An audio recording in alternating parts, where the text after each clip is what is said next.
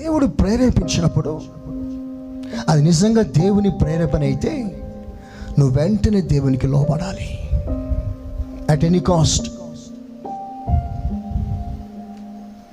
దేవునికి వెంటనే శిరస్సు వహించాలి, లోబడాలి.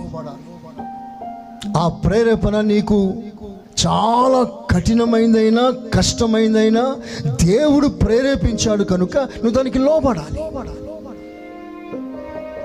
అలా లోబడగలిగినప్పుడు నిజంగా నీ స్థాయి, నీ సాక్ష్యం టోటల్గా డిఫరెంట్గా మారిపోతుంది. స్తోత్రం చెప్పండి గట్టిగా, హల్లెలూయా.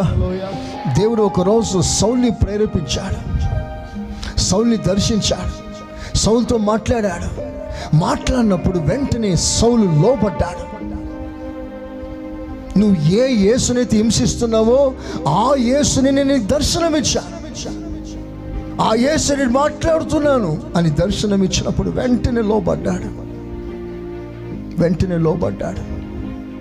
నేను ఇంతకాలం ఎవరిని తృణీకరించానో, మహాసమాజం ఎదుట, శాస్త్రులు పరిశీలి ఎదుట, ధర్మశాస్త్ర ఉపదేశకులు ఎదుట సవాలు చేసి క్రైస్తవుని హింసిస్తాను, లేకుండా చేస్తానని తాకీదులు రాసుకొని సంతకం పెట్టించి మహావైరాగ్యం గలవానిగా బయటికి వచ్చిన మాట నిజమే.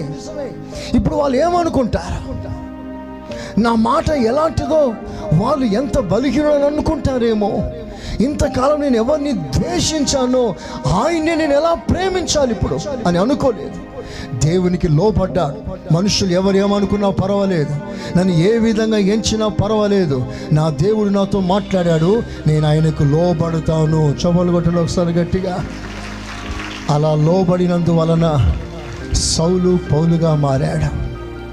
పౌలుగా మారడం మాత్రమే కాదు, పరిశుద్ధ గ్రంథములో ఆయన ఒక ముఖ్యమైన పాత్ర వహించాడు. పత్రికలన్నీ ఆయన రాశాడు. వేల మంది ప్రజలకు ఆశీర్వాదంగా మారాడు. ఇదంతా ఎలా సాధ్యమైందంటే దేవుడు ప్రేరేపించినప్పుడు, దేవునికి లోబడినందువలన. స్తోత్రం, హల్లెలూయా, హల్లెలూయా.